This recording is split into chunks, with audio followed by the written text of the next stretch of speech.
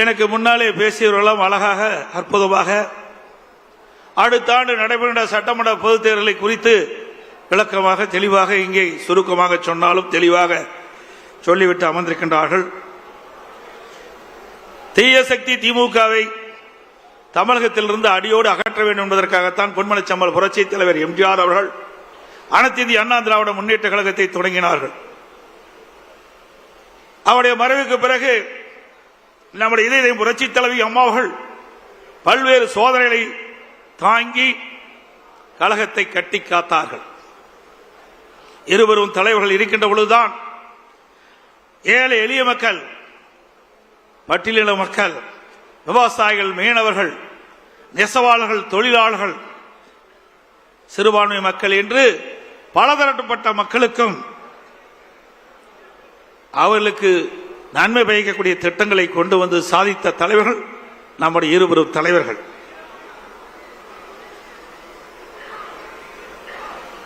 அவருடைய ஆட்சி காலத்தில் தான் மகளிர் மற்றும் இளைஞர்களுக்கு கல்வி, அறிவு, வேலை வாய்ப்பு, நல்வாழ்வு போன்ற அற்புதமான திட்டங்கள் கிடைக்கப்பட்டது. அமைதி, வளம், வளர்ச்சி என்ற அம்மாவின் கொள்கையே நமக்கு தாரக மந்திரமாக கொடுத்தவர் இதயம் புரட்சி தலைவி அம்மா அவர்கள்.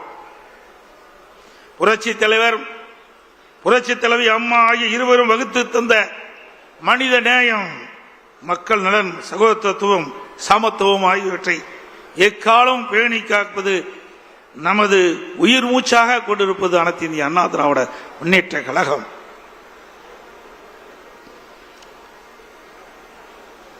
இன்றைக்கு ஆட்சியில் இருக்கின்ற பொழுதும் இந்த பத்திரிகையும் ஊடகம் நம்மளை விமர்சனம் செய்தார்கள். எதிர்கட்சியாக இருக்கின்ற பொழுதும் நம்மை பற்றித்தான் விமர்சனம் செய்து கொண்டிருக்கின்றார்கள். அனைத்து இந்திய அண்ணா திராவிட முன்னேற்ற கழக கட்சி இருக்கின்ற காரணத்தினால்தான் இந்த ஊடகமும் பத்திரிகையும் இயங்கிக் கொண்டிருக்கிறது என்று நிலை இருக்கின்றது.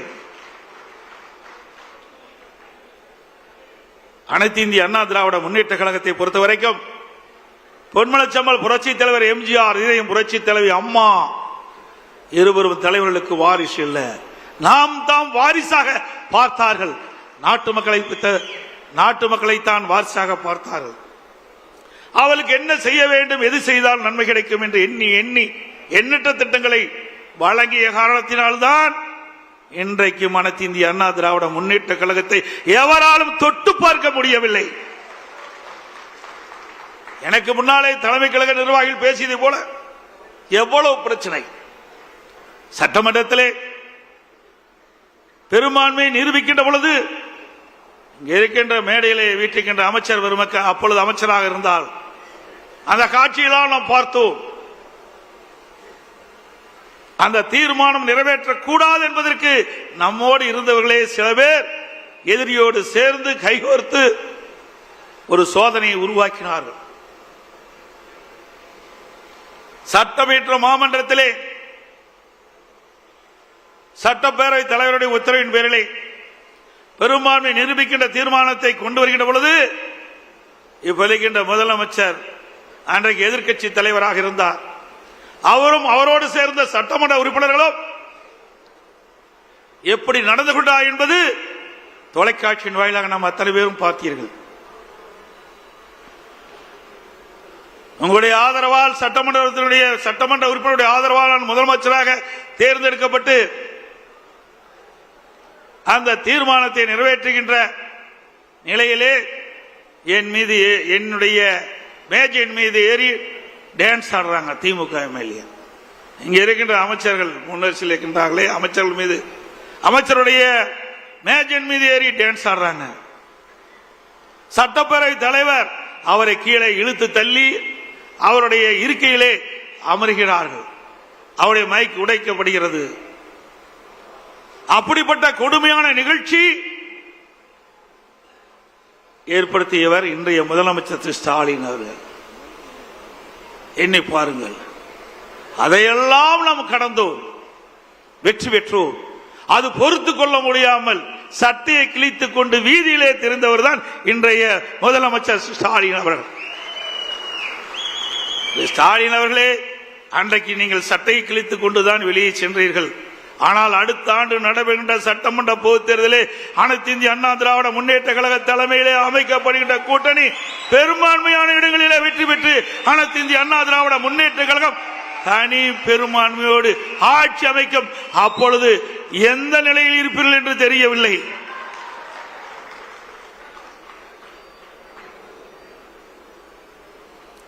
மேலும் அனைத்து இந்திய அண்ணா திராவிட முன்னேற்ற கழகம் ஆட்சியில் அமர்ந்த பிறகு அதை உடைக்க பல்வேறு சதித்திட்டங்கள் தீட்டப்பட்டன. அதை முடக்க பல்வேறு நடவடிக்கைகள் எடுக்கப்பட்டன. பல்வேறு வழக்குகளை தொடர்ந்தார். அதையெல்லாம் தாண்டிதான் நாம் ஒரு சிறப்பான ஆட்சியை நாட்டு மக்களுக்கு கொடுத்தோம். இன்றைக்கும் எதிர்க்கட்சிகள், ஏன் திராவிட முன்னேற்ற கழக கட்சி கூட நம்முடைய ஆட்சியை பற்றி விமர்சனம் செய்ய முடியவில்லை. அப்படி அற்புதமான ஆட்சி கொடுத்தது அண்ணா திமுக அரசாங்கம். என்ன சொல்கிறார் திரு ஸ்டாலின், எடப்பாடி பழனிசாமி, அண்ணா திமுக, பாரதிய ஜனதாவோட கூட்டணி, இதைத்தான் சொல்ல முடியும். ஆட்சியில் ஏதாவது குறை இருக்கின்றதா சொல்லுங்கள், அதுக்கு பதில் சொல்ல நாங்கள் தயாராக இருக்கின்றோம். எந்தவித குறையும் சொல்ல முடியவில்லை. அப்படி ஒரு பொற்கால ஆட்சி கொடுத்தது அண்ணா திமுக அரசாங்கம். இங்கே வீட்டிருக்கின்றீர்களே, என் முன்னிலை அமர்ந்திருக்கின்றார்களே முன்னாள் அமைச்சர்கள், அவரெல்லாம் என்னோடு சிறப்பான முறையிலே பணியாற்றினார்கள். அதனால் ஒரு நல்ல ஆட்சியை நாட்டு மக்களுக்கு கொடுக்கப்பட்டோம், வழங்கினோம். அதே ஆட்சி மீண்டும் தமிழகத்திலே கொண்டு வருவதற்கு நீங்கள் அத்தனை பேரும் முழு ஒத்துழைப்பு நல்க வேண்டும். இந்த செயற்குழு பொதுக்குழு மேடையில வீட்டுகள் அத்தனை பேரும் நினைத்தால் நிச்சயம் அது நிறைவேறும். இங்கே வந்திருக்கின்ற தலைமை கழக நிர்வாகிகள், மாவட்ட செயலாளர்கள், ஒன்றிய செயலாளர், நகர செயலாளர், பேருக்குழு பகுதி செயலாளர், பொதுக்குழு உறுப்பினர்கள் அத்தனை பேரும் பல்வேறு தேர்தல்களை களம் கண்டவர்கள்.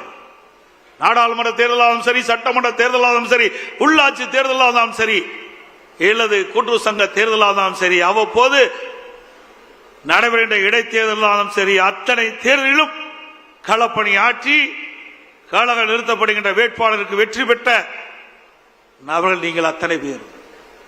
அனுபவம் வாய்ந்தவர்கள், திறமையானவர்கள், எப்படி வாக்கு சேகரிக்க வேண்டும் என்று அரசியல் பாடம் கற்றவர்கள்.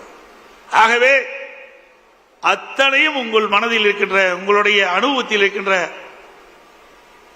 அதை இந்த தேர்தலில் பயன்படுத்துங்கள். நிச்சயமாக 100% வெற்றி பெறுவோம். மீண்டும் அதிமுக ஆட்சி தமிழகத்திலே மலரும். இது எந்த கொம்பனாலும் தடுக்க முடியாது.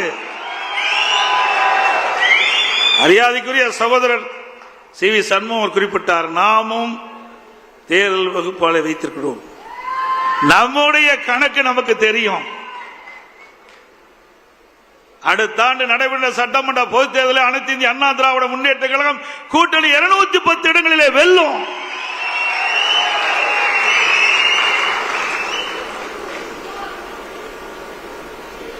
நம்முடைய கழக நிர்வாகிகளுக்கே சில நேரத்தில் சந்தேகம் ஏற்பட்டது. அதையெல்லாம் போக்குவது எங்களுடைய கடமை என்ற அடிப்படையிலே சில விளக்கங்களை தர விரும்புகின்றேன். எனக்கு முன்னாலே தலைமை கழக நிர்வாகிகள் குறிப்பிட்டதை போல வேறு 2 லட்சம் வாக்குகளிலே 43 சட்டமன்ற உறுப்பினர்களை இழந்தோம். அதனால் ஆட்சி இழந்து இன்னைக்கு எதிர்க்கட்சி வரிசையிலே அமர்ந்திருக்கின்றோம். அதுவும் யார் சூழ்ச்சியால் அந்த வாக்குகள் இழக்கப்பட்ட என்ற விவரத்தையும் அவர்கள் சொன்னார்கள். 2011 2020 வரைக்கும் ஒரு பொற்கால ஆட்சி கொடுத்தது அனைத்து இந்திய அண்ணா திராவிட முன்னேற்ற கழகம். அந்த காலகட்டத்திலே நாம் தேர்தலிலும் சந்தித்தோம். இன்றைக்கு 1991 திமுக 2 இடம் தான் வெற்றி பெற்றது. திமுக 2 இடத்துல தான் ஜெயிச்சாங்க. நம்முடைய அம்மாவுடைய தலைமையிலே அமைக்கப்பட்ட கூட்டணி பெரும்பாலான இடங்களில் அனைத்தும் வெற்றி பெற்றது. ஒரு சரித்திர சாதனையை படைத்தோம். அதற்கு பிறகு 2006 நாம் 4 இடங்களில் தான் வெற்றி பெற்றோம். 2001 மீண்டும் அனைத்து இந்திய அண்ணா திராவிட முன்னேற்ற கழகம் வெற்றி பெற்று இதய புரட்சி தலைவி அம்மாவில் தமிழகத்திலே முதலமைச்சராக தேர்ந்தெடுக்கப்பட்டார். 2006 திராவிட முன்னேற்ற கழகம் 96 இடங்களிலே வெற்றி பெற்று மைனாரிட்டி ஆட்சி நடைபெற்றுக் கொண்டிருந்தது. 2011 அனைத்து இந்திய அண்ணா திராவிட முன்னேற்ற கழகம் மீண்டும் வெற்றி பெற்று திராவிட முன்னேற்ற கழகம் எதிர்க்கட்சி வரிசையில் கூட அமர முடியவில்லை. பிரதான எதிர்க்கட்சி கூட கிடைக்கல. அப்பொழுது திரு ஸ்டாலினுடைய அப்பா திரு கருணாநிதியே இருந்தார். அப்பவே உங்களுக்கு எதிர்க்கட்சி வரிசையில் இடம் இல்ல. 2014 ஒரு நாடாளுமன்ற உறுப்பினர் கூட திமுகவுக்கு வெற்றி பெற முடியல. 2014 ஒரு நாடாளுமன்ற திமுக கட்சி சேர்ந்த வெற்றி பெற முடியல. திமுக கூட்டணி கட்சி சேர்ந்த வெற்றி பெற முடியல. அண்ணா திமுக 37 இடங்களில் வெற்றி பெற்று சாதனை படைத்தது.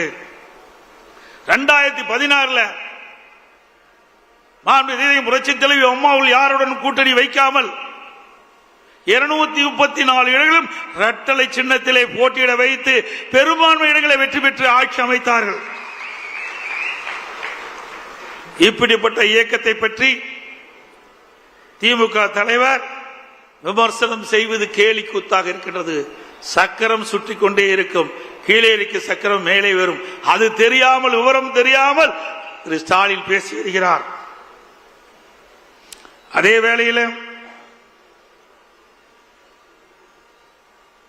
நாம் சிந்தித்து பார்க்க வேண்டும். நாடாளுமன்ற தேர்தலிலே மக்கள் ஒரு மாதிரி வாக்களிப்பாங்க, சட்டமன்ற தேர்தலிலே வேறு மாதிரி வாக்களிப்பார்கள். அதுதான் தமிழ்நாட்டுடைய நிலைமை. 2019 நாடாளுமன்ற தேர்தல் நடைபெற்றது. அப்பொழுது 39 நாடாளுமன்றத்தில் 234 சட்டமன்ற தொகுதி இருந்தது. அதில் 2 தொகுதியில் தான் நாம் வெற்றி பெற்றோம். அப்பொழுது இடைத்தேர்தல் நடந்தது. 22 சட்டமன்ற தேர்தலில் 9 தேர்தல் நாம் வெற்றி பெற்றோம்.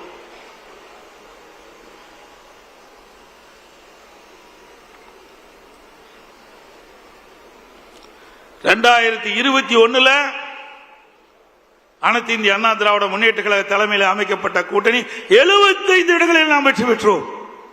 2019 நாடாளுமன்ற தேர்தலில் 2 இடங்கள் வெற்றி பெற்ற அண்ணா திமுக கூட்டணி ஒரு இடத்துல தான் எம்பியில் நாம் வெற்றி பெற்றோம் 2019. ஆனா எம்எல்ஏ தொகுதியில் வரும்போது 2 இடத்துல வெற்றி பெற்றோம். அதே 2021 75 இடங்களில் வெற்றி பெற்றோம். அதே போல 2019 நாடாளுமன்ற தேர்தல் அப்ப திராவிட முன்னேற்ற கழகத்தை சேர்ந்தவர்கள் அந்த சட்டமன்ற இடைத்தேர்தலில் போட்டியிட்டாங்க. அண்ணா திமுக எதிர்த்து அண்ணா திமுக 2 தான் 22 சட்டமன்ற இடைத்தேர்தல் நாம் போட்டியிட்டோம். அதுல 9 எம்எல்ஏ நாம ஜெயிச்சோம். அப்ப நிலக்கோட்டை சட்டமன்ற தொகுதி நாடாளுமன்றத்தில் திமுக சுமார் 39,000 வாக்குகளை வெற்றி பெறாங்க. அதே நிலக்கோட்டை சட்டமன்ற தொகுதியில் அண்ணா திமுக 25,000 வாக்குகளை வெற்றி பெற்றோம். ஒரே நேரத்தில் தேர்தல் நடைபெறுகிறது. நாடாளுமன்றத்தில் திமுக போட்டியிடுறது, சட்டமன்றத்திலையும் திமுக போட்டியிடுது.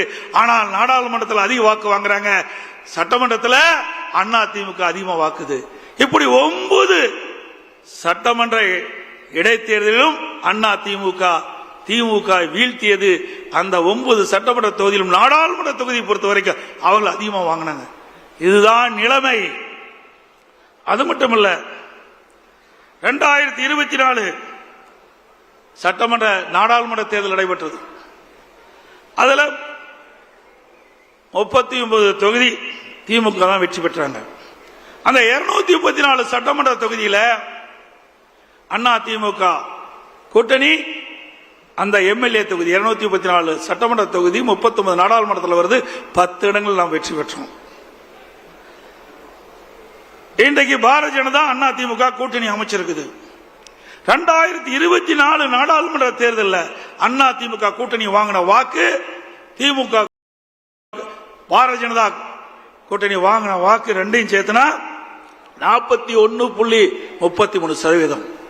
அண்ணா திமுக வாங்கின வாக்கு நாடாளுமன்றத்தில் 23.5%. பாரதிய ஜனதா நாடாளுமன்றத்தில் வாங்கின வாக்கு இரண்டையும் சேர்த்தா 41.33%. அப்போ இந்த 234 சட்டமன்ற தொகுதி 39 நாடாளுமன்றத்தில் இருக்குது. இதுல அந்த 41.33% வாக்குல பார்த்தா 84 சட்டமன்ற தொகுதி வெற்றி பெறுகிற வாய்ப்பு இருக்குது. அதிகமா வாங்கி இருக்கிறோம். 84 சட்டமன்ற தொகுதியில அதிகமான வாக்குகளை பெற்றுக்கிறோம். 15 சட்டமன்ற தொகுதியில 1% வாக்கு தான் குறைவு. 18 சட்டமன்ற தொகுதியில 1-2% வாக்கு தான் குறைவுபட்டிருக்குது.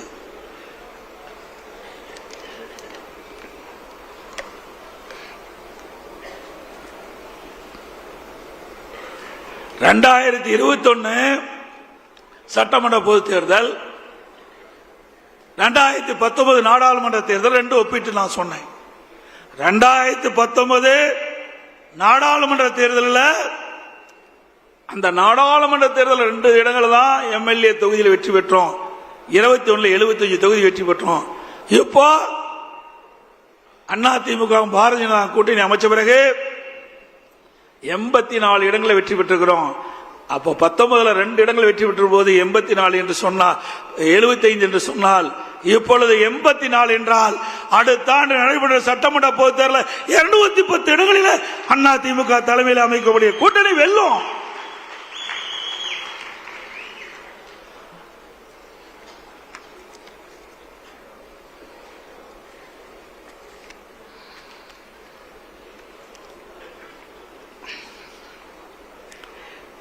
இந்த நம்முடைய தீர்மானத்தில் கூட அதை கொண்டாந்துருக்கிறோம். திமுக கவர்ச்சிகரமா 2021 சட்டமன்ற பொதுத் தேர்தலில் சுமார் 525 அறிவிப்புகளை வெளியிட்டாங்க. நிறைவேற்ற முடியாத அறிவிப்புகளை வெளியிட்டு மக்களை ஏமாற்றி கொள்ளைப்புறத்தின் வழியாக ஆட்சிக்கு வந்த பிறகு சுமார் 4% அந்த அறிவிப்பை கூட நிறைவேற்ற முடியாத ஒரு சூழ்நிலை. அதுல முக்கியமானது கல்வி கடன் ரத்துனாங்க, இல்ல கேஸ் சிலிண்டர் மானியம் கொடுக்கல, பெட்ரோல் டீசல் விலை குறைக்கல, நீட் தேர்வு ரத்துனாங்க, அதுக்கு ரகசியம் இருக்குன்னு சொன்னாங்க. இதுவரைக்கும் ரகசியத்தையே சொல்லல துணை முதலமைச்சர். 100 நாள் வேலை திட்டம் 150 நாளாக உயர்த்த பண்ணாங்க, உயர்த்தல, ஏழை மக்களை ஏமாத்திட்டாங்க. அரசு காலி பணியிடங்கள் அரசாங்கத்தில் 3 லட்சம், அரசு சார்ந்த நிறுவனத்தில் 2 லட்சம், மொத்தம் 5 லட்சம் காலி பணியிடங்கள் நிரப்புனாங்க. இது வரைக்கும் நிரப்பல. கடந்த சட்டமன்ற பொதுத் தேர்தலில் வெறும் 50,000 பேர் தான் அரசு ஊழியர்கள் நிரப்பப்பட்டதா அறிவிச்சாங்க. இந்த 4.5 ஆண்டுகள அரசு பணியாளர்கள் சுமார் 75,000 பேர் பணி ஓய்வு பெற்றுக்கிறாங்க. அதோட அதிமுக ஆட்சியில கொண்டு வரப்பட்ட தாலிக்கு தங்க திட்டம் நிறுத்திட்டாங்க. அம்மா மினிக்கலை கைவிட்டுட்டாங்க. அம்மா இருசக்கர வாகனம் அதையும் கைவிட்டுட்டாங்க. இப்படி மக்களுக்கு நன்மை பயக்கக்கூடிய அதிமுக ஆட்சியில போடப்பட்ட திட்டங்களை எல்லாம் நிறுத்திய அதுதான் திமுக ஆட்சியுடைய சாதனை. அடிக்கடி ஸ்டாலின் சொல்லுவதெல்லாம் நாங்க குடும்ப தலைவிக்கு 1000 ரூபாய் கொடுத்துட்டோம். எப்ப கொடுத்தீங்க? அதிமுக தொடர்ந்து சட்டமன்றத்தில் அழுத்தம் கொடுத்தோம். தேர்தல் நேரத்தில் குடும்ப தலைவிக்கு 1000 ரூபாய் கொடுப்பதாக தேர்தலில் அறிவிப்பை கொடுத்துவிட்டு அவருடைய வாக்குகளை பெற்று ஆட்சிக்கு வந்த பிறகு கொடுக்கப்பட்ட வாக்குறுதியை நிறைவேற்றவில்லை. அதனால கொடுக்கப்பட்ட வாக்குறுதியை நிறைவேற்றுகின்ற விதமாக மாதந்தோறும் குடும்ப தலைக்கு 1000 ரூபாய் கொடுக்க வேண்டும் என்று பிரதான எதிர்க்கட்சி என்ற முறையில் நம்ம தொடர்ந்து சட்டமன்றத்தில் அழுத்தம் கொடுத்தோம். தொலைக்காட்சியின் வாயிலா தெரிவிச்சோம், ஊடகத்தின் வாயிலா தெரிவிச்சோம். நம்முடைய சட்டமன்ற உறுப்பினர்கள் தொடர்ந்து சட்டமன்றத்தில் அழுத்தம் கொடுத்தாங்க. அதிமுக பொதுக்கூட்டத்திலே தொடர்ந்து விமர்சனம் பண்ணோம். வேறு வழி இல்லாம 28 மாதம் கழிச்சு அதிமுக கொடுக்கப்பட்ட அழுத்தத்தின் காரணமாக தான் மாதந்தோறும் குடும்ப தலைவிக்கு 1000 ரூபாய் கிடைச்சிருக்கு. இப்ப ஸ்டாலின் நேற்றைய தினம் கூட குறிப்பிடுறார், மேலும் 30 லட்சம் பேர்களுக்கு விதியை தளர்த்தி குடும்ப தலைவிக்கு 1000 ரூபாய் மாதந்தோறும் கொடுப்பதா சொல்றாங்க. அப்படின்னா இன்னும் 4 மாசம் தான் கொடுக்க முடியும். 56 மாதம் கொடுக்கல. குடும்ப தலைவருடைய கஷ்டத்தை பார்த்து கொடுக்கல. அடுத்த ஆண்டு நடைபெறுகின்ற பொது தேர்தலை மனதிலே வைத்துக் கொண்டு திரு ஸ்டாலினுடைய அரசாங்கம் விதியை தளர்த்தி 30 லட்சம் பேர்களுக்கு மேலும் மாதந்தோறும் 1000 ரூபாய் குடும்ப தொகை தருவதாக சொல்லியிருக்கிறாங்க. ஆக தேர்தலுக்காகத்தான் கொடுக்கிறாங்க ஒழிய இந்த குடும்ப தலைவி படுகின்ற கஷ்டத்துக்காக கொடுக்கல. நீங்கள் எவ்வளவு பணம் கொடுத்தாலும் மக்கள் வாங்கிக் கொள்வார்கள். ஆனால் ஓட்டு மட்டும் அண்ணா திமுக கூட்டணிக்கு தான் போடுவாங்க. அதோட இன்றைக்கு மக்கள் செல்வாக்கு இழந்துட்டார் ஸ்டாலின் அவர்கள். இளைஞருடைய செல்வாக்கையும் இழந்து விட்டார். அதனால இப்பொழுது அறிவிப்பு கொடுத்திருக்கிறார். கல்லூரியிலே படிக்கின்ற மாணவர்கள், அரசு கல்லூரியிலே படிக்கின்ற மாணவர்களுக்கு லேப்டாப் கொடுப்பதா சொல்லியிருக்கிறாங்க. தொடர்ந்து 4 ஆண்டு காலம் சட்டமன்றத்தில் அழுத்தம் கொடுத்தோம். அனைத்து இந்திய அண்ணா திராவிட முன்னேற்ற கழக அரசு இருக்கின்ற பொழுது, இதயம் புரட்சி தலைவி அம்மா இருக்கின்ற பொழுது அரசு பள்ளி படிக்கின்ற மாணவர்களுக்கு ஒரு விஞ்ஞான கல்வி கொடுக்க வேண்டும், அறிவுபூர்வமான கல்வி கிடைக்க வேண்டும். இதற்காக மடிக்கணி திட்டத்தை கொண்டு வந்தார்கள். சுமார் 52 லட்சம் மடிக்கணினி கொடுத்தோம். அதை வலியுறுத்தி சட்டமன்றத்திலே நாங்கள் தொடர்ந்து பேசினோம். எங்களுடைய சட்டமன்ற உறுப்பினர்களும் பேசினார்கள். தொடர்ந்து பத்திரிகையின் வாயிலாக, ஊடகங்களின் வாயிலாக நம்முடைய கருத்தை தெரிவித்தோம். அப்பொழுதெல்லாம் ஸ்டாலின் இந்த திட்டத்தை கொண்டு வருவதற்கு உடன்படல. இன்றைக்கு மக்கள் செல்வாக்கு இழந்த காரணத்தினாலே, இளைஞருடைய செல்வாக்கு இழந்த காரணத்தினாலே அடுத்த ஆண்டு சட்டமன்ற தேர்தல் நடைபெறுகிறதை முன்னிட்டு 10 லட்சம் மாணவர்களுக்கு, அரசு கல்லூரியிலே படிக்கின்ற மாணவர்களுக்கு லேப்டாப் கொடுப்பதாக அறிவிச்சிருக்கிறார். மாணவருடைய நலன் கருதி கொடுக்கல. அடுத்த ஆண்டு நடைபெறுகின்ற சட்டமன்ற பொதுத் தேர்தலில் அந்த இளைஞர்களுடைய வாக்கு கிடைக்க என்பதற்காக இந்த 10 லட்சம் லேப்டாப் கொடுக்குறீங்க. சரி, இப்ப கொடுப்பத இந்த கல்லூரி திறப்பதற்கு முன்பே கொடுத்திருந்தா அவளுக்கு பயனுள்ளதா இருந்திருக்கும். ஆனா கல்லூரி திறந்து 5 மாதம் கழித்து இப்ப கொடுக்கறீங்க. அந்த கல்லூரியில் மாணவர் சேர்ந்த உடனே அவருடைய சொந்த பணத்தில் லேப்டாப் வாங்கி இன்றைக்கு அதன் மூலமாக அறிவுத்திறனை வளர்த்துக்கிட்டு இருக்கிறாங்க. இந்த லேப்டாப் கொடுப்பதனால என்ன பயன் எண்ணி பாருங்க. இதை கொடுப்பதை மட்டும் வேண்டாம் என்று சொல்லவில்லை. கொடுப்பதை உரிய நேரத்தில் கொடுத்தீங்களா? இல்ல. அவருடைய வாக்கு தேவை. அடுத்த ஆண்டு நடைபெறுகின்ற தேர்தல் திமுகவுக்கு பயம் வந்து விட்டது, தோல்வி அடைந்து விடுவோம் என்று பயம் வந்து விட்டது. அதனால அவசரமாக இன்றைக்கு அரசு கல்வியிலே படிக்கின்ற மாணவர்களுக்கு லேப்டாப் கொடுப்பதாக அறிவிச்சிருக்கிறாங்க.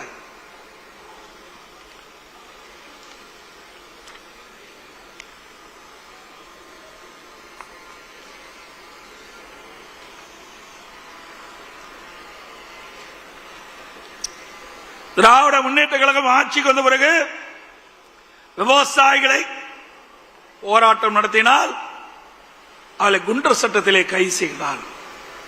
விவசாயிகளுக்கு அநீதி இழைக்கப்படுகின்ற அரசு மக்கள் விரோத திமுக அரசாங்கம். அது மட்டுமில்லாம டெல்டா மாவட்டம் குறுவை சாகுபடி, அந்த சாகுபடி செய்த விவசாயிகள் அந்த விளைந்த நெல்லை அறுவடை செய்து மூட்டை பிடித்து கொள்முதல் நிலையத்துக்கு கொண்டு சென்றால் அந்த கொள்முதல் நிலையத்திலே விவசாயிய நெல்லை கொள்முதல் செய்யாத காரணத்தினாலே தொடர் மழையின் காரணமாக 15 நாட்கள் நெல் கொள்முதல் நிலையத்தை மூடிய காரணத்தினால் விவசாயிகள் கொண்டு வந்த நெல் சாலை ஓரத்தில் குவியலாக குவித்து வைத்திருந்தார்கள். கொள்முதல் நிலையத்திற்கு முன்பாக நெல் மணிகளை குவித்து வைத்திருந்தார்கள். தொடர் மழையின் காரணமாக நெல்மணி எல்லாம் முளைத்து விவசாயிகள் பாதிக்கப்பட்டாங்க. நம்முடைய டெல்டா மாவட்டத்தில் இருக்கின்ற நம்முடைய கழக மாவட்ட செயலாளர்கள், தலைமை கழக நிர்வாகிகள், முன்னாள் அமைச்சர் வேண்டுகோளை ஏற்று நான் ஓடோடி சென்று டெல்டா மாவட்ட விவசாயிகளை சந்தித்து நேரடி கொள்முதல் நிலையத்துக்கு சென்று அவர்களுக்கு ஆறுதல் கூறி என்ன வரும் என்று கேட்டேன்.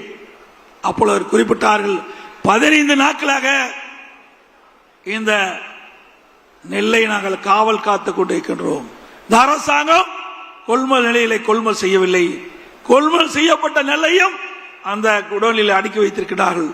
அது வெளியிலே சென்றால்தான் நெல் கொள்முதல் செய்ய முடியும். இப்படிப்பட்ட அவல நிலை எங்களிடத்தில் இருக்கின்றது. கடுமையாக பாதிக்கப்பட்டு விட்டோம் என்று சொன்னார். அதை பார்க்க யாருமே செல்ல, இந்த விவசாயிகளுக்கு ஆறுதல் சொல்ல திமுகவிலிருந்து யாரும் செல்ல. திரு உதயநிதி டெல்டா மாவட்டத்துக்கு போன அறிவிச்சாங்க, பத்திரிகையில பார்த்தேன். பரவாயில்ல, விவசாயிகளுக்கு ஆறுதல் சொல்ல போகிறார் என்று நினைத்தேன். ஆனா அங்க போகல, நேரா ரயில்வே ஸ்டேஷனுக்கு போய் சரக்கு ரயிலுக்கு கொடி காட்டிட்டு வந்துட்டார். ஏற்கனவே அந்த கொள்முதல் செய்யப்பட்ட அந்த நெல் மூட்டைகள் எல்லாம் அதுக்கு முன்பு 20 நாட்கள் ட்ரெயின்ல போயிட்டு இருக்குது, சரக்கு ரயில்ல போயிட்டு இருக்குது. ஏன்னா விவசாயிகளை பார்ப்பதற்கு அச்சம். அங்கே போனா கேரோ பண்ணிட்டு என்ன பண்றது அப்படின்ற பயத்துல அப்படியே திரும்பி போயிட்டாரு துணை முதலமைச்சர் ஸ்டாலின் அவர்கள், துணை முதலமைச்சர் திரு உதயநிதி அவர்கள். விவசாயிகளை இன்றைக்கு நஷ்டத்திலே தள்ளி அரசாங்கம் திராவிட முன்னேற்ற கழக அரசாங்கம்.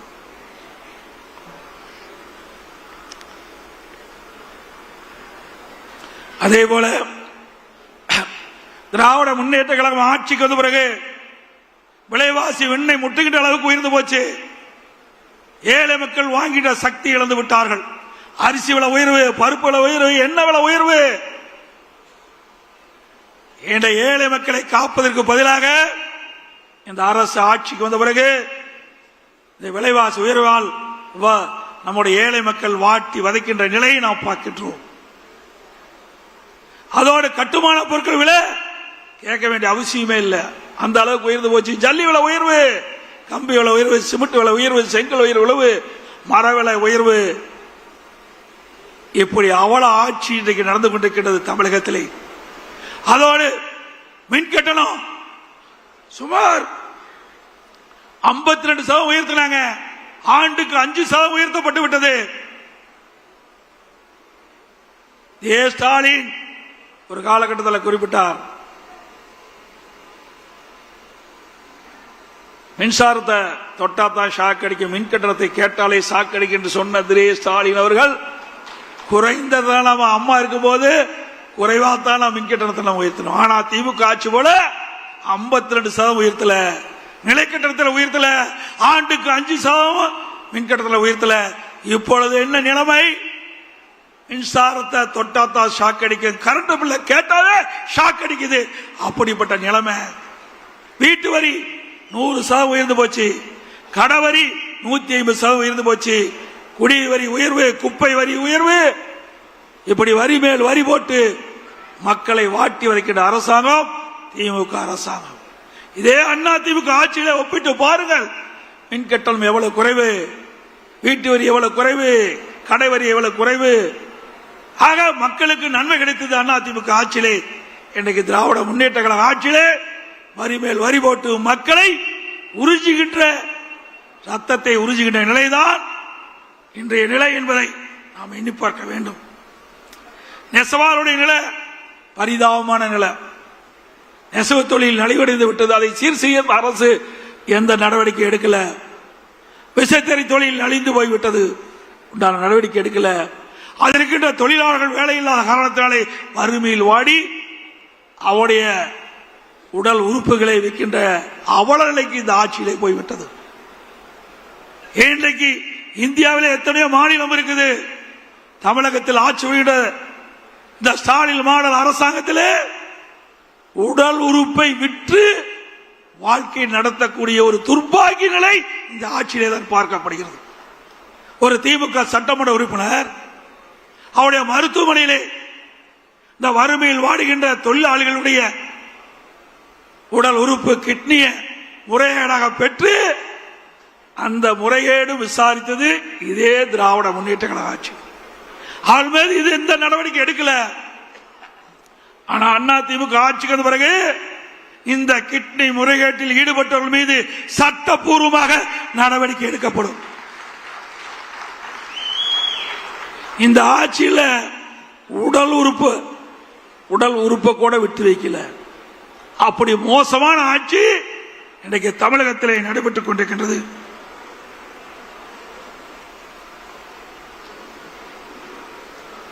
போக்குவரத்து துறையிலே போக்குவரத்து முன்னாள் ஊழியர்கள் தங்களுக்கு கிடைக்க வேண்டிய பணம் கிடைக்கவில்லை என்று போராட்டத்தில் இறங்கி போராடி பணம் பெறுகின்ற சூழ்நிலை. எப்பொழுது பார்த்தாலும் ஸ்டாலின் சொல்லுகின்றார், இன்றைக்கு மகளிருக்கு கட்டணமில்லா பேருந்து விட்டுருக்கோம் சொல்லி அந்த பேருந்தில் ஏறி இறங்கினா தான் உயிர் நிச்சயம். அப்படிப்பட்ட பேருந்து ஓட்டல் பேருந்து தான் இன்றைக்கு தமிழகத்தில் இயங்கிக் கொண்டிருக்கிறது. தொழில்துறை இதெல்லாம் எதற்காக சொல்லினேன் என்று சொன்னால், வருகின்ற சட்டமன்ற தேர்தலில் நாட்டு மக்களுக்கு நீங்கள் தெரிவிக்க வேண்டும் என்ற அடிப்படையில் இதை நான் தெரிவித்துக் கொண்டிருக்கின்றேன். அதிமுக ஆட்சிக்கும் திமுக ஆட்சிக்கும் என்ன வேறுபாடு என்பதையும் நாட்டு மக்களுக்கு நீங்கள் தெளிவுபடுத்த வேண்டும் என்பதற்காக இந்த விவரங்களை நான் குறிப்பிடுகிறேன். தொழில்துறை அதிமுக ஆட்சியிலே மிக சிறப்பாக இருந்தது. 2015 அம்மா அவர்கள் முதல் தொழில் முதலீட்டாளர் மாநாட்டை சென்னையில் நடத்தினாங்க. 2,42,000 கோடி தொழில் முதலீட்டு ஈர்க்கப்பட்டது. 98 புரிந்துணர்வு ஒப்பந்தம் போடப்பட்டாங்க. அந்த பணியெல்லாம் துவங்கி நிறைவேற்றப்பட்டு பல்லாயிரக்கணக்கான பேருக்கு வேலை கிடைச்சிருக்குது. 2019 அம்மாவுடைய அரசு தொழில் முதலீட்டு மாநாட்டை நடத்தணும். சென்னையில் சுமார் 3,05,000 கோடி தொழில் முதலில் ஈர்க்கப்பட்டது. சுமார் 304 புரிந்துணர்வு ஒப்பந்தங்கள் போடப்பட்டு நடைமுறைக்கு கொண்டாந்தோம். அந்த நிறுவனங்கள் எல்லாம் இன்றைக்கு உற்பத்தியை தொடங்கிவிட்டது. அதனால பல்லாயிரக்கணக்கான இளைஞர்களுக்கு வேலைவாய்ப்பை பெற்று தந்தோம். திமுக அரசாங்கம் வந்தது. திமுக அரசாங்கம் வந்த பிறகு அவர்கள் தொழில் முதலீட்டு மாநாட்டை நடத்தினார்கள். திரு ஸ்டாலின் அவர்கள் அண்மையிலே ஜெர்மன் நாட்டுக்கு போகும்போது விமான நிலையத்திலே பத்திரிகையாளர்களை சந்தித்து பேட்டி கொடுத்தார். அப்பொழுது இந்த பேட்டியிலே குறிப்பிடுகிறார், திமுக ஆட்சியிலே 922 புரிந்துணர்வு ஒப்பந்தங்கள் போடப்பட்டதாக, 10,62,000 கோடி தொழில் முதலீட்டு ஈர்க்கப்பட்டதாக, அந்த நிறுவனங்கள் எல்லாம் உற்பத்தியை தொடங்கின்ற பொழுது சுமார் 32,81,000 பேருக்கு வேலை கிடைக்கும் என்று அறிவித்தது மட்டுமல்ல, 77% புரிந்துணர்வு ஒப்பந்தங்கள் நிறைவேற்றப்பட்டதாக ஒரு பச்சை பொய்ய சொன்னார். 77 புரிந்துணர்வு ஒப்பந்தங்கள் நிறைவேற்றப்பட்டது சொன்னா 25 லட்சம் பேருக்கு வேலை கிடைச்சிருக்கும். எப்படி நாட்டு மக்களை ஏமாற்ற என்பதை நாம் எண்ணி பார்க்க வேண்டும். இந்த விவரத்தை வெள்ளை அறிக்கையை வெளியிட வேண்டும் என்று தொழில்துறை மந்திரி கிட்ட நாங்கள் வேண்டுகோளா வச்சோம். திராவிட முன்னேற்ற கழகம் ஆட்சி பொறுப்பேற்ற பிறகு எவ்வளவு முதலீடு ஈர்க்கப்பட்டது, எவ்வளவு புரிந்துணர்வு ஒப்பந்தங்கள் நடைமுறைக்கு வந்தது, எவ்வளவு பேருக்கு வேலை கிடைச்சது என்ற புள்ளி விவரத்தை நீங்கள் வெளியிட வேண்டும். வெள்ளை அறிக்கை என்று கேட்டா வெள்ளை பேப்பரை வெளியிடுறார். அதுதான் உண்மை. எதையுமே செய்யல. செஞ்சிருந்தா தானே அவர்கள் அறிவிப்பை வெளியிட முடியும். இப்படிப்பட்ட நிலைமை பொய்ய பேசி பேசி உண்மையாக்க பார்க்கிறாங்க விடியா திமுக ஆட்சியில். எனக்கு முன்னால தலைமை செயலர் அறிவிச்சவர் வேலுமணி சொன்னாங்க, திமுக ஆட்சியில் எந்த ஒரு பெரிய திட்டத்தையும் கொண்டாடல. அண்ணா திமுக ஆட்சியில் கொண்டு வரப்பட்டு நிறைவேற்றப்பட்ட திட்டங்களை தான் ஸ்டிக்கர் ஒட்டி திறந்துட்டு இருக்காங்க. அத்திக்கடை அவனாசி திட்டம் அண்ணா திமுக ஆட்சியில் போடப்பட்டது, ஸ்டிக்கர் ஒட்டி திறக்கிறார். கோவை அவனாசி ரோட்டில் பிரம்மாண்டமான மேம்பாலம், அதிக தூரம் உள்ள உயர்மட்ட மேம்பாலம் கட்டியது அண்ணா திமுக ஆட்சியில். அங்க மட்டுமல்ல, தமிழ்நாடு முழுவதும் ரயில்வே கடவுக்கு குறுக்கே மேம்பாலம், சாலை சந்திப்பிலே மேம்பாலம், ஆற்று குறுக்கே மேம்பாலம், நல்ல சாலை வசதி. குடிநீர் கூட்டு குடிநீர் திட்டம், கடல் நீரை குடிநீராக்கும் திட்டம், இப்படி பல திட்டங்களை கொண்டு வந்து நடைமுறைப்படுத்த ஒரே அரசாங்கம் அதிமுக அரசாங்கம். இப்படி ஏதாவது ஒரு திட்டத்தை உங்களால் கொண்டு வர முடிஞ்சுதா? இல்ல.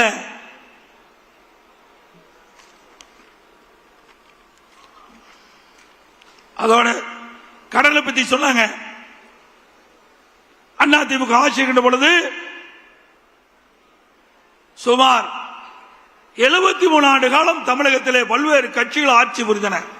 அந்த 73 ஆண்டுகள 2021 வரை 73 ஆண்டு காலம் பல்வேறு கட்சிகள், காங்கிரஸ் ஆட்சி, திமுக ஆட்சி, அண்ணா திமுக ஆட்சி என்று பல்வேறு கட்சிகள் தமிழகத்தில் ஆட்சி புரிந்தது. 2021 5,18,000 கோடி தான் கடை. கொரோனா காலம் 19-20 அப்பா நமக்கு வருமானம் இல்ல, ஜிஎஸ்டி இல்ல, பெட்ரோல் டீசல் வருமானம் இல்ல, பத்திரப்பதிவு இல்ல, ரோட் டாக்ஸ் இல்ல, கலால் வரி கிடையாது, வரியே இல்லாம ஓராண்டு ஆட்சி புரிந்த ஒரே அரசாங்கம் அதிமுக அரசாங்கம். அந்த காலகட்டத்தில் கூட ஏழை மக்கள் பாதிக்க கூடாது என்பதற்காக ரேஷன் கடையில் 11 மாதம் விலையில்லா உணவுப் பொருளை கொடுத்த அரசாங்கம் அதிமுக அரசாங்கம். அந்த கொரோனா தொற்று, அந்த நோய் எப்படி ஒருவருக்கு வரும், அதை எப்படி அந்த நோயை குணப்படுத்துவது என்று எதுவுமே தெரியாத சூழ்நிலையில் கூட தமிழகத்தில் இருக்கின்ற விலை மதிக்க முடியாத உயிர்களை காப்பாற்றிய ஒரே அரசாங்கம் அதிமுக அரசாங்கம். இன்னைக்கு வல்லரசுல கூட இப்படிப்பட்ட சிகிச்சை கொரோனாவால் பாதிக்கப்பட்ட மக்களுக்கு கொடுக்கல. பாரத பிரதமர் அனைத்து முதலமைச்சருடைய கருத்துக்களை காணொலி காட்சி கேட்கின்ற பொழுது அவர் குறிப்பிட்டார், தமிழகத்திலே கொரோனா வைரஸ் பரவலை தடுப்பதில் முதல் மாநிலம் நீங்க தமிழ்நாட்டில் மாதிரி நீங்க கடைபிடிங்க, கொரோனா வைரஸை தடுக்க முடியும் என்று. அப்படி ஒரு சிறப்பான ஆட்சி கொடுத்த அரசாங்கம், மக்களை காத்த அரசாங்கம் நேரத்தில் எண்ணி பார்க்க வேண்டும்.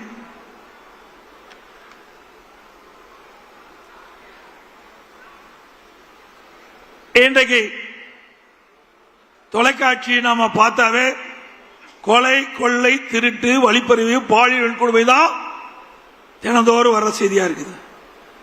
அப்பெல்லாம் பாத்தீங்கன்னா தங்க என்ன விலை, வெள்ளி என்ன விலையெல்லாம் வரும். இப்ப கொலை நிலவரம் என்ன நிலவரம் வந்துகிட்டு இருக்குது.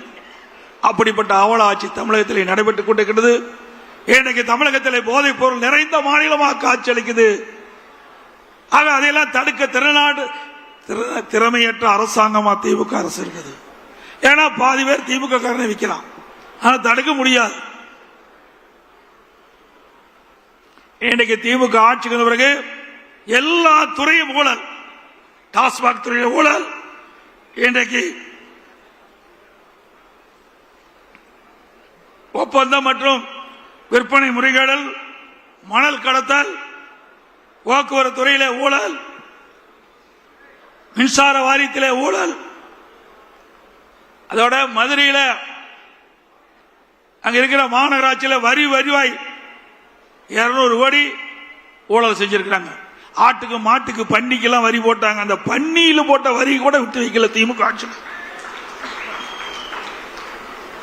இப்பொழுது நகராட்சி குடிநீர் வழங்குகின்ற அமைச்சர் இன்றைக்கு அமலாக்கத்துறை பல்வேறு ஊழல் பட்டியல காவல்துறைக்கு அனுப்பிச்சிருக்கிறாங்க, எஃப்ஐஆர் போடணும்.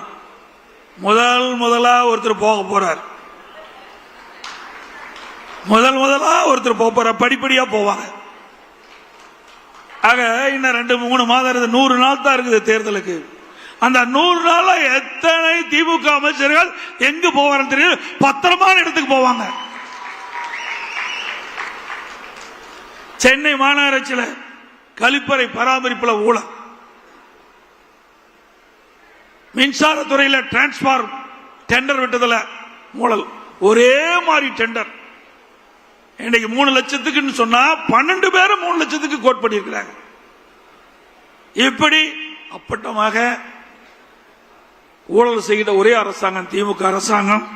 பத்திரப்பதிவு உங்களுக்கு எல்லாத்துக்கும் தெரியும். இப்படி இந்தியாவிலேயே பிரிச்சு பிரிச்சு பார்த்து பத்திரவு பதிவு செஞ்சு அதில் ஊழலிலே திளைக்கின்ற ஒரே அரசாங்கம் திமுக அரசாங்கம்.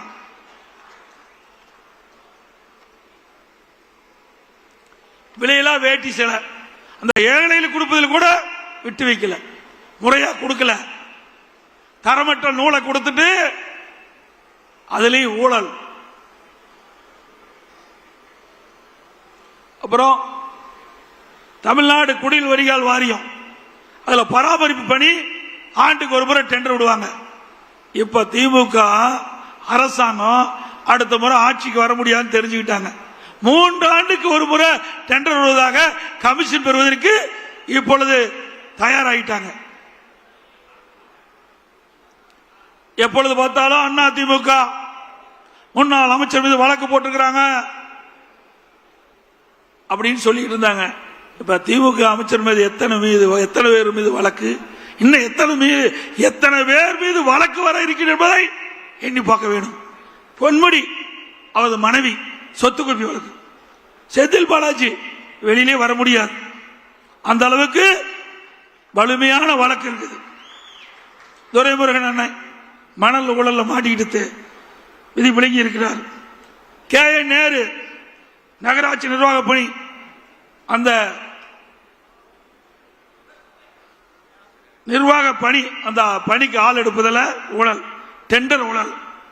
அனிதா ராதாகிருஷ்ணன் அவர்கள் சொத்து குவிப்பு வழக்கு, திரு ஏவே வேலு அவர் மேலேயும் ஊழல் வருதா, ஊழல் வழக்கு இருப்பதா சொல்றாங்க. திரு ஐ பெரியசாமி அவர்கள் வீட்டு வசதி வாரிய நில மோசடி, திரு தங்கம் தென்னரசு சொத்து குவிப்பு வழக்கு, திரு KKS ராமச்சந்திரன் சொத்து குவிப்பு வழக்கு, திரு ரகுபதி சிறைத்துறையில் உணவு வழங்குதல் ஊழல் மற்றும் சிறை வாடல் இடமாற்றம் ஊழல், திரு ராஜா கண்ணப்பன் போக்குவரத்து துணை போக்குவரத்து ஆணை உள்ளது 35 லட்சம் பறிமுதல் செய்தி வெளிவந்துள்ளது. திரு சக்கரபாணி பொங்கலுக்கு பொங்கல் தோப்பு கொடுத்தார்ல, அவர் வெள்ளம் கொடுத்தது மறக்கவே முடியாது. தைப்பொங்கல் வந்தா அந்த வெள்ளம் ஞாபகம் தான் மக்களுக்கு வரும். ஒழுகுற வெள்ளத்தை கொடுத்த ஆசாமி தான் திரு சக்கரபாணி அவர்கள். அதே போல சிவசங்கர் அவர்கள், இப்படி பல பேர் ஊழல் பட்டியலில் இடம்பெற்றிருக்கிறீங்க. எங்களை பார்த்தா ஊழலை பத்தி பேசுறீங்க. திமுக ஆட்சியுடைய நிலையே கலெக்ஷன், கமிஷன், கரப்ஷன், இதுதான் தாரக மந்திரம். இதெல்லாம் பட்டியல் இருக்குது. இவரெல்லாம் தேர்தல் நேரத்தில் எங்க இருப்பான்னு தெரியாது, வெளியில் இருப்பது எனக்கு தெரியல. ஏன்னா நடவடிக்கை தொடங்கிட்டாங்க, பத்திரமா இருக்க வேண்டிய இடத்துல இருப்பாங்க. திரு பள்ளிவேல் தியாகராஜன் நிதி அமைச்சராக இருக்கும்போது ஒரு ஆடியோவில் ஒரு செய்தி வெளியிட்டார். திரு உதயநிதி அவர்களும் திரு சபரீஷ் அவர்களும் 30,000 கோடியை கையில் வைத்துக் கொண்டு என்ன செய்வது என்று தெரியாமல் திகைத்துக் கொண்டிருப்பதாக ஒரு செய்தி எல்லா வலைதளம் பார்த்திருப்பீங்க. 30,000 கோடி கொள்ளையடிச்சிருக்காங்கன்னா எத்தனை டிபார்ட்மெண்ட்ல எவ்வளவு கொள்ளையடிச்சிருப்பாங்க. இதையெல்லாம் அண்ணா திமுக ஆட்சிக்கு பிறகு தோண்டி எடுத்து சட்டப்பூர்வ நடவடிக்கை எடுக்கப்படும். திமுக பொறுத்த வரைக்கும் அந்த காலத்திலிருந்து இந்த காலம் வரை திமுக ஊழல், ஊழல்னா திமுக, அதுதான் நிலை. எப்பொழுது திமுக வந்தாலும் ஊழல் தொடர்ந்து வரும். இதுதான் தமிழ்நாட்டுடைய நிலைப்பாடு.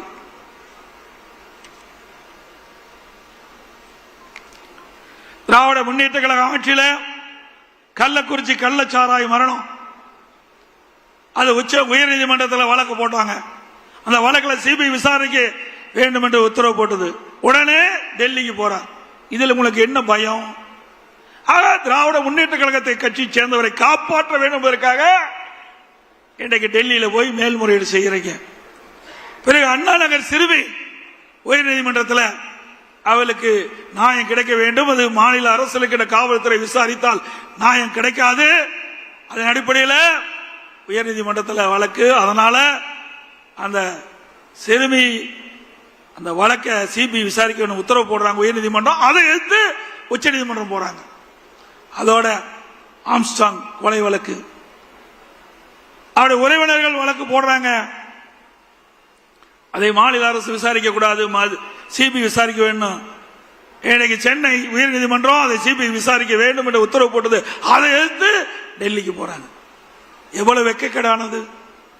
ஆக யாரையோ காப்பாற்றுவதற்காக இந்த அரசு துடித்துக் கொண்டிருக்கிறது. இதெல்லாம் அனைத்து இந்திய அண்ணா திராவிட முன்னேற்ற கழக ஆட்சி அமைந்தவுடன் இதையெல்லாம் விசாரித்து உண்மை குற்றவாளிகளை இந்த நாட்டுக்கு அடையாளம் காட்டப்படும்.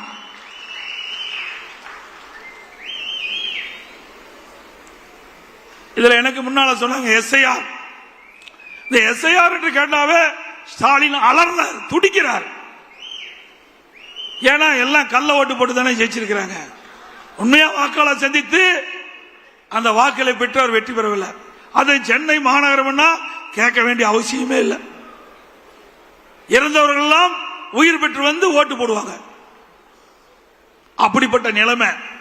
இன்றைக்கு எஸ்ஐஆர் பணி துவங்கப்பட்டு விட்டது. மத்திய தேர்தல் ஆணையம் அறிவிக்கப்பட்டு பணி துவங்கி நாளையோட நிறைவு பெற இருக்கின்றது. நம்முடைய கழக நிர்வாகிகள், தொண்டர்கள், மாவட்ட செயலாளர், ஒன்றிய செயலாளர், நகர செயலாளர், பேரூர் செயலாளர், பகுதி செயலாளர், வட்டச் செயலாளர், வார்டு செயலாளர் அத்தனை பேர் ஒருமித்த கருத்தோடு நாளை இறுதி நாள். அதனால ஏதாவது விடுபட்டு இருந்தா அதை முறையாக அந்த எஸ்ஐஆர் பணியை மேற்கொள்ள வேண்டும் என்று அன்போடு இந்த நேரத்தில் கேட்டுக்கிறேன். திமுக தலைவர் ஸ்டாலின் எதிர்த்தா இதை எதிர்க்க வேண்டிய அவசியம் என்ன? இறந்தவர் வாக்களை நீக்கிறாங்க, ஒரு இடத்துல இருந்து வேற இடத்திற்கு குடி போயிடுறாங்க. அவர் அந்த இடத்துல வாக்கு பதிவாகிறது. ஏற்கனவே இருக்கிற இடத்துல தொடர்ந்து இந்த வாக்காளர் பட்டியலில் ஒரு பெயர் இடம்பெற்று வருது. அதை நீக்குவதில் என்ன தவறு? இரட்டை வாக்காளர், அதை நீக்குவதில் என்ன தவறு? ஆனா திரு ஸ்டாலின் அவர்கள் அதை கடுமையாக எதிர்த்தார். இப்பொழுது என்னங்கிறாரு?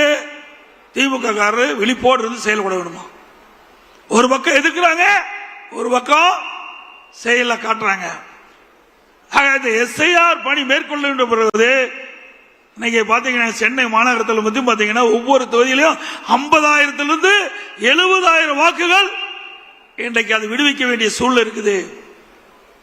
அப்படி தமிழ்நாடு முழுவதும் அனைத்து தொகுதியிலும் 10,000 30,000 வாக்குகள் இந்த எஸ்ஐஆர் பணி மேற்கொள்கின்ற பொழுது இறந்தவர் வாக்காளர் பட்டியலிருந்து விடுவிக்கப்படுகிறார். இரட்டை வாக்காளர் நீக்கப்படுகிறது. அதே போல குடிபெயர்ந்தவர்கள், மாற்றிடத்துக்கு போனவர்கள் அதை கண்டறிந்து அவர் விடுவிக்கப்படுகிறது. இப்படி தமிழ்நாடு முழுவதும் முறைகேடாக வாக்காளர் பட்டியலில் இடம்பெற்றவர்கள் சுமார் பல லட்சம் பேர் விடுவிக்கப்படுகின்ற சூழ்நிலை ஏற்படுது.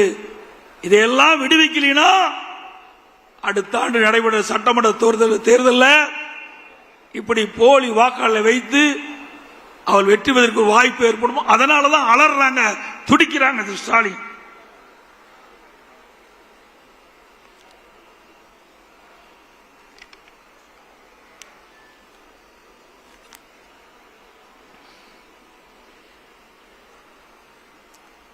எப்பொழுது பார்த்தாலும் ஸ்டாலின் சொல்லிக்கொண்டே இருப்பது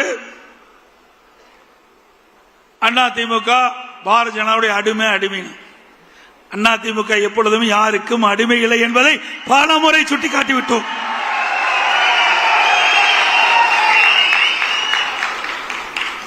இதே திராவிட முன்னேற்ற கழகம் திரு கருணாநிதி இருக்கின்ற பொழுது 1999 ஆண்டு நாடாளுமன்ற தேர்தலில் பாரதிய ஜனதாவோட கூட்டணி போட்டு வெற்றி பெற்று திரு வாஜ்பாய் அவர்களுடைய மத்திய அமைச்சர்களே திமுக எம்பி இடம் பெற்றிருந்தாங்க. திரு முரசொலி மாறன் அவர்கள் மத்திய அமைச்சராக இருந்தார். அப்போ அவர் உடல்நிலை சரியில்லாமல் இருந்த போது ஓராண்டு மருத்துவமனையில் இலாக்கா மந்திரியா வச்சிருந்தாங்க. 2001 சட்டமன்ற பொது தேர்தல், அப்பொழுது பாரதிய ஜனதா திமுக கூட்டணி அங்க வச்சது. அப்பெல்லாம் பாரதிய ஜனதா கட்சி நல்ல கட்சி, திமுக கூட்டணி வச்சா நல்ல கட்சி, அண்ணா திமுக கூட்டணி வச்சா மதவாத கட்சி. சிந்திச்சு பாருங்க. இன்னைக்கு தேர்தல் வருகின்ற பொழுது வாக்குகள் சிதறாமல் சிந்தாமல் எல்லா வாக்குகளையும் நிறுத்தப்படுகின்ற வேட்பாளருக்கு கிடைக்க வேண்டும். அப்பொழுதுதான் நாம் நிறுத்தப்படுகின்ற வேட்பாளர் வெற்றி பெறுவார். அந்த அரசியல் சூழ்நிலைக்கு ஏற்பவாறு எல்லா கட்சியுமே கூட்டணி அமைப்பது இயல்பு. திமுகவும் கூட்டணி வைக்குது, அண்ணா திமுக கூட்டணி வைக்குது. அண்ணா திமுக கூட்டணி இடம்பெற்ற கட்சி தான் திமுகவில் இப்பொழுது இடம்பெற்றிருக்குது. திமுகவில் இடம்பெற்ற கட்சி தான் அண்ணா திமுகவில் இடம்பெற்றது. இப்படி கால சூழ்நிலைக்கு ஏற்ப அந்த கூட்டணி மாறி மாறி இருக்கும். ஆனா திரு ஸ்டாலினால பொறுக்க முடியல. அண்ணா திமுக பாரதிய ஜனதா கூட்டணியை அமைச்ச உடனே கதறாரு, துடிக்கிறாரு. அப்பொழுது திரு 1999 2001 கூட்டணி வச்ச போது திரு கருணாநிதி குறிப்பிடுறார். 23/6/1999 முரசொலியில் 6ஆம் பக்கம். அதாவது பாரதிய ஜனதா திமுக கூட்டணி அமைச்ச பிறகு அப்ப முரசொலியில் 6ஆம் பக்கத்தில் 23/6/1999 வருது. சிறுபான்மை மக்களிடம் பாஜக பற்றி ஒரு சந்தேகத்தை ஒரு சிலர் உருவாக்கி வைத்திருக்கின்றார்கள் என்பது உண்மைதான். பொய்யான பிரச்சாரம் செய்கிறார்கள். அதற்கு ஈடு கொடுத்து விட்டு அதை முறியடிக்க வேண்டிய பொறுப்பு இளைஞர்களாகிய உங்களுக்கு இருக்குன்னு சொல்றார். யாரு? கருணாநிதி சொல்றார். எப்பா அப்பா பாரதிய ஜனதா கட்சி நல்ல கட்சின்னு தலைவரை குறிப்பிடாரு. ஏன் நாங்க கூட்டணி வச்சா தவறா பேசுறீங்க? இதை நாங்க சொல்லல. திராவிட முன்னேற்ற கழக தலைவர் திரு கருணாநிதி அவர்கள் அவருடைய கட்சி பத்திரிகை முரசொலியில 23/6/99 அன்று வந்த செய்தி.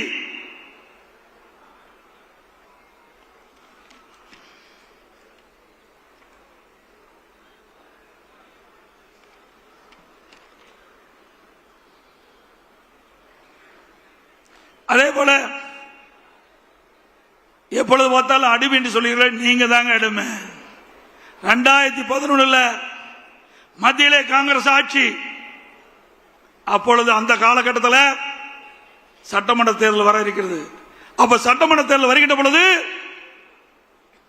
அண்ணா அறிவாலயத்தில் முதல் மாடியில கலைஞர் தொலைக்காட்சியில் முறைகேடு தான் சிபிஐ ரெய்டு நடந்தது. கீழ்த்தளத்தில் கூட்டணி பேச்சுவார்த்தை, மேல் தளத்தில் காங்கிரஸ் ஆட்சி மத்தியில் நடக்குது. அங்க சிபிஐ ரெய்டு, கீழ்த்தளத்தில் கூட்டணி பேச்சுவார்த்தை. இப்படி மிரட்டி பணிய வைத்து அடிமையாக இருந்தது திமுக. அண்ணா திமுக அப்படி அல்ல.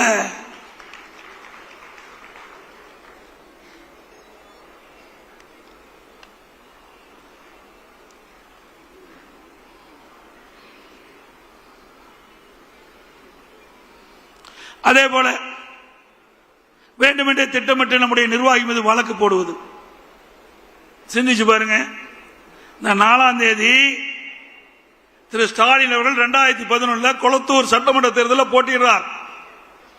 அந்த தேர்தலில் முறைகேடு நடந்ததாக அப்போ போட்டியிட்ட அனைத்து இந்திய அண்ணா திராவிட முன்னேற்ற வேட்பாளர் வழக்கு தொடர்றார்.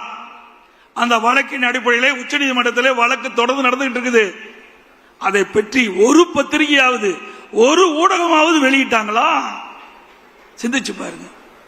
அண்ணா திமுக பற்றி நேற்றைய தினம் நேற்றைக்கு முன்தினம் பத்திரிகையில போடுறீங்க. ஆனா ஒரு நாட்டுடைய முதலமைச்சர் 2011 சட்டமன்ற தேர்தலில் கொளத்தூர் தொழிலே போட்டியிட்ட அவரை பற்றி விசாரணை வருகின்ற பொழுது எந்த ஊடகம் எந்த பத்திரிகை வெளிப்படுத்தல. 2 மணி நேரம் வாதம் நடந்திருக்குது. மீண்டும் நாளை தினம் 11ஆம் தேதி வர இருக்குதாக கேள்விப்பட்டேன். ஆக ஊடகங்களும் பத்திரிகைகளும் தர்மத்தை நீங்கள் நாட வேண்டும். பத்திரிகை என்பது ஒரு நடுநிலையா இருக்க வேண்டும். வேண்டுமென்று திட்டமிட்டு அண்ணா திமுகவை அவதூறு செய்தியை வெளியிடுவதை நிறுத்திவிடுங்கள். ஏன் மிரட்டுறாங்களா? பயமா இருக்க மாட்டேங்குது பத்திரிகை ஊடகத்துக்கும். ஏன்னா திரு சவுக்கு சங்கர் வீட்டில் மலத்தையும் அங்க இருக்கிற சாக்கடை தண்ணி ஊத்திட்டாங்களே, அதுபோல இந்த ஊடக நிறுவனத்தினுடைய பொறுப்பாளர்கள் மீதும் பத்திரிகை நடத்துகின்ற உரிமையாளர்கள் வீட்டிலையும் ஏதாவது மலத்தையும் ஏதாவது சாக்கடை தண்ணி ஊத்திடுவான்னு பயமோ என்னமோ. 4ஆம் தேதி உச்ச நீதிமன்றத்தில் வழக்கு நடக்குது. அந்த வழக்கை பற்றி எந்த ஊடகமாவது எந்த பத்திரிகையாவது செய்தி வெளியிட்டீங்களா? சிந்திச்சு பாருங்க. எங்கள் மீது எவ்வளவு வழக்கு போட்டீங்க, உங்கள் மீது வழக்கு வந்து விட்டதெல்லாம் சந்திங்க.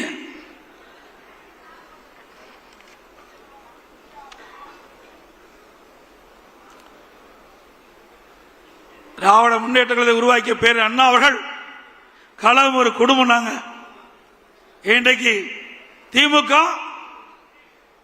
கருணாநிதி குடும்பம் மாறி போச்சு. திமுக கருணாநிதி குடும்பம் ஆச்சு. அது கருணாநிதியுடைய திமுகங்கிறது ஜனநாயக முறையில் கட்சியில் அது ஒரு கார்பரேட் கம்பெனி ஆகிவிட்டது.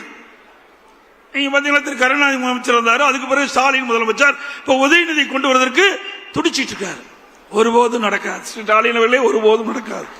அவர் எம்எல்ஏ ஆக்கினீங்க, அப்புறம் மந்திரி ஆக்கினீங்க, துணை முதலமைச்சர் ஆக்கிறீங்க. அந்த உழைத்தவர்கள் எல்லாம் ஓரம் கட்டப்பட்டிருக்கிறார்கள். துரைமுருகன் அவர்கள் இப்பொழுது இருக்கின்ற சட்டமன்ற உறுப்பினர்களே அதிக நாள் சட்டமன்ற உறுப்பினர் இருந்தவர் அண்ணன் துரைமுருகன் அவர்கள். எமர்ஜென்சின்னு எப்ப பார்த்தாலும் ஸ்டாலின் பேசிட்டு இருப்பார். மிசா சட்டத்தில் நாங்கள் சிறை சென்றோம் சொன்னார். அப்பொழுதும் துரைமுருகன் அவர்களும் எமர்ஜென்சியில் பாதிக்கப்பட்டவர் தான். அப்படிப்பட்டவர்களுக்கு உங்களால் துணை முதலமைச்சர் கொடுக்க முடியல. திரு கருணாநிதி குடும்பத்தில் இருந்தவர்கள், திரு ஸ்டாலின் குடும்பத்தில் இருந்தவர்களுக்கு தான் ஆட்சியிலும் பங்கு, அதிகாரத்திலும் பங்கு. அப்படிப்பட்ட நிலைமை தான் திமுக இருக்குது. அனைத்து இந்திய அண்ணா திராவிட முன்னேற்ற கழகத்தில் அப்படி இல்ல. ஜனநாயகம் உள்ள ஒரு இயக்கம். யார் வேண்டாலும் உழைத்தால், கட்சிக்கு விசுவாசமா இருந்தால் உச்சபட்ச பதவிக்கு வர முடியும்.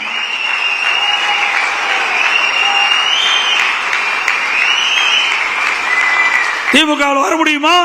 வர முடியுங்களா? ஒரு கிளை செயலாளர் அண்ணா திமுக பொதுச் செயலாளர் வர முடியும்னா அண்ணா திமுக தான் வர முடியும். ஒரு கிளை செயலாளர் எம்எல்ஏ ஆக முடியும், எம்பி ஆக முடியும், அமைச்சர் ஆக முடியும், முதலமைச்சரே ஆக முடியும் அண்ணா திமுக தான். திமுக போல வாரிசு அரசியல் கிடையாது.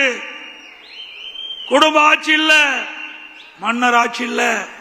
அண்ணா திமுக ஒரு ஜனநாயகம் உள்ள ஒரு கட்சி. ஏழைகளுக்கும் இங்க இடம் உண்டு, உழைப்பவர்களுக்கும் இடம் உண்டு. அவர்களும் எம்எல்ஏ ஆவார்கள். கள்ளக்குறிச்சி சட்டமன்ற உறுப்பினர் என்ன மிட்டாமிராஸ் தாரா? பவானி சாகர் சட்டமன்ற உறுப்பினர் மிட்டாமிராஸ் தாரா? சாதாரண குடும்பத்தை சேர்ந்தவர், ஏழை குடும்பத்தை சேர்ந்தவர். அப்படிப்பட்டவர்கள் எல்லாம் அண்ணா திமுகவிலே வேட்பாளர் நிறுத்தப்பட்டு வெற்றி பெற்று அழகபாதிக்கின்ற கட்சி அண்ணா திமுக கட்சி. அதே போல அடுத்த ஆண்டு நடைபெற்ற சட்டமன்ற பொதுத் தேர்தலிலே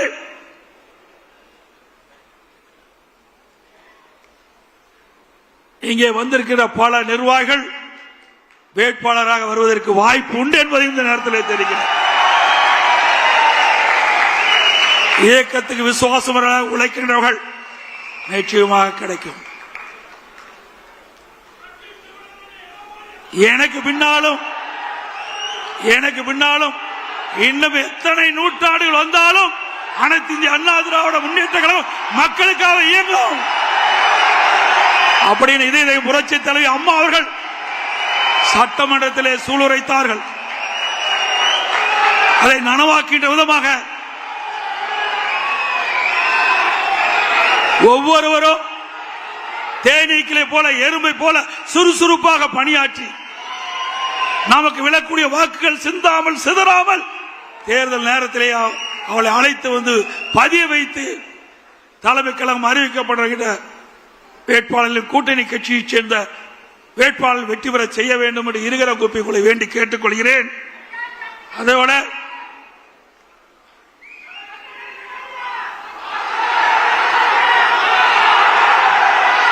அதே போல மாண்புமிகு புரட்சி தலைவி அம்மா இருக்கின்ற பொழுது இன்றைக்கு ஏழை எளிய மக்களுக்கு தை பிறந்தால் வழிபிறக்கும்.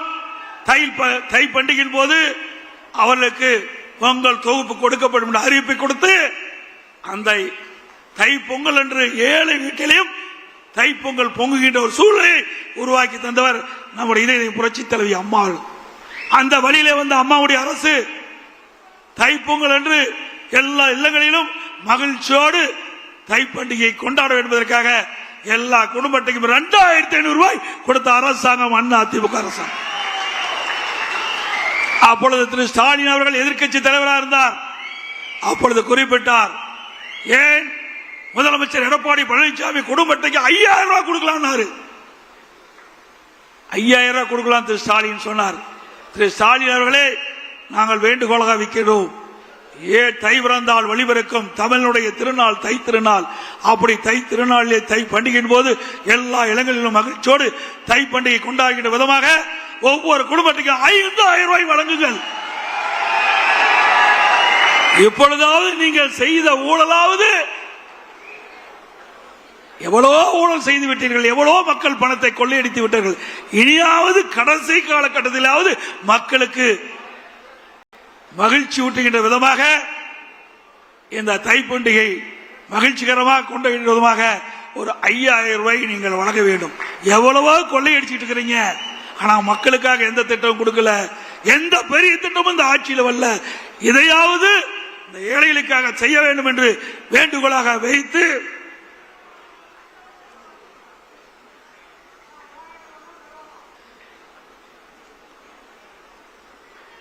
அது மட்டுமல்ல,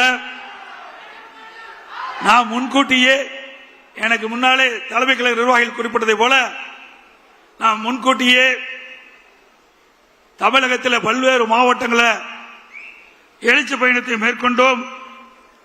அந்த எழுச்சி பயணத்தின் போது நம்முடைய மாவட்ட செயலாளர், தலைமை கழக நிர்வாகிகள், வருகை வந்திருக்கின்ற ஒன்றிய செயலாளர், நகர செயலாளர், பேருக்கழக செயலாளர், பகுதி செயலாளர் அத்தனை பேர் ஒருமித்த கருத்தோடு மிக சிறப்பாக எழுச்சியாக அந்த எழுச்சி பயண கூட்டத்தை நடத்தினீர்கள். மக்களை காப்போம், தமிழகத்தை மீட்போம் என்று நாம் குரல் கொடுத்து கிட்டத்தட்ட 175 சட்டமன்ற தொகுதியிலும் அதிமுக அந்த பிரச்சாரத்தை தொடங்கினோம். இனி எந்த கட்சியும் இனிமேல் எவ்வளவு சட்டமன்ற தொகுதியில் போய் பிரச்சாரம் செய்ய முடியாது. அப்படி அருமையான எழுச்சி பயணம் மேற்கொண்டது. அதுக்கு அத்தனை மாவட்ட கலைச்சாளர், தலைமை கழக நிர்வாகிகள், வருகின்ற ஒன்றிய நகர பேரூராட்சி பகுதிகள் அத்தனை பேரும் சிறப்பான முறையில் ஏற்பாடு செய்தார்கள். அதுக்கு நன்றியை இந்த நேரத்தில் தெரிவித்துக் கொள்கின்றேன்.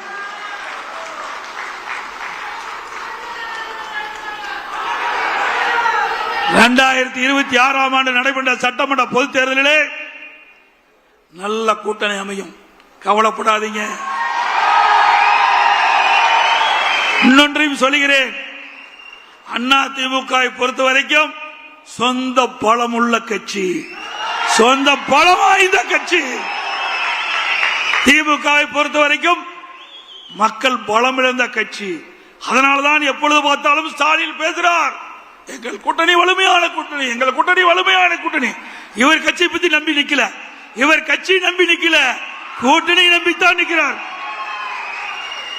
ஆனா நம்ம கூட்டணியில் அங்கம் வைக்கிற கட்சிகள் எல்லாம் சுதந்திரமாக செயல்படுகின்ற கட்சிகள். தேர்தல் நேரத்தில் நம்ம கூட்டணி வைப்போம். எப்பொழுதும் 2019 சரி, 2021 சரி, 2024, 2019 நாடாளுமன்ற தேர்தல், 2021 சட்டமன்ற தேர்தல், 2024 நாடாளுமன்ற தேர்தல், எல்லா தேர்தலிலுமே தேர்தல் அறிவிப்புக்கு முன்பு ஒரு மாதத்துக்கு முன்புதான் கூட்டணி பேச்சுவார்த்தை நடத்தி நாம் கூட்டணி அமைச்சோம். அதேபோல் இப்பொழுதும் தேர்தலுக்கு முன்பு அற்புதமான கூட்டணி அமைக்கப்படும். நம்முடைய கூட்டணி பெரும்பான்மையான இடங்களிலே வெற்றி பெறும், சந்தேகமே வேண்டாம். உங்களுக்கு எல்லாம் சந்தேகத்தை போக்கின்ற அளவுக்கு நான் விளக்கம் கொடுத்திருக்கின்றேன். அதோட அடுத்த ஆண்டு 2026 ஆண்டு நடைபெற்ற சட்டமன்ற பொதுத் தேர்தலில் அதிமுக தலைமை தான் நம்முடைய கூட்டணிக்கு தலைமை தாங்கும். அதிமுக தான் ஆட்சி அமைக்கும், அதிமுக தான் தனி பெரும்பான்மையோடு ஆட்சி அமைக்கும்.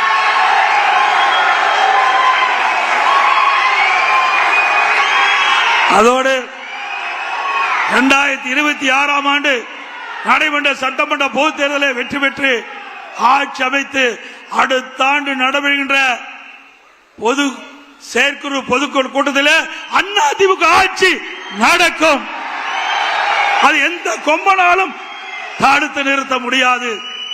இன்னைக்கு மக்கள் விடியா திமுக ஆட்சியை வீட்டுக்கு அனுப்ப முற்பட்டு விட்டார்கள்.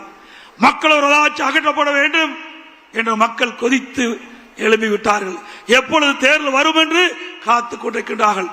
தேர்தல் வந்தால் திராவிட முன்னேற்ற கழகம் கூட்டணி தோல்வி பெறும், அதிமுக தலைமையில் அமைக்கிற கூட்டணி வெற்றி பெறும், அதிமுக ஆட்சி அமைக்கும் என்று சொல்லி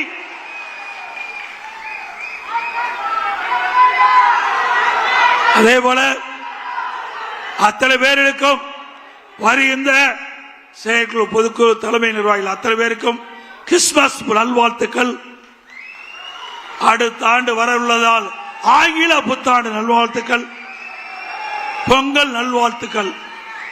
அதோடு இந்த செயற்குழு பொதுக்குழுக்கு கூட்டத்திற்கு வருகை வந்த அத்தனை பேருக்கும் உங்களுக்கு சைவ அசைவ உணவு தயார் நிலையில் வைக்கப்பட்டுகிறது. நீங்கள் அனைவரும் உணவு அறிந்துவிட்டு பத்திரமாக வாகனத்தில் வீடு போய் சேர வேண்டும் என்று அன்போடு இந்த நேரத்தில் கேட்டு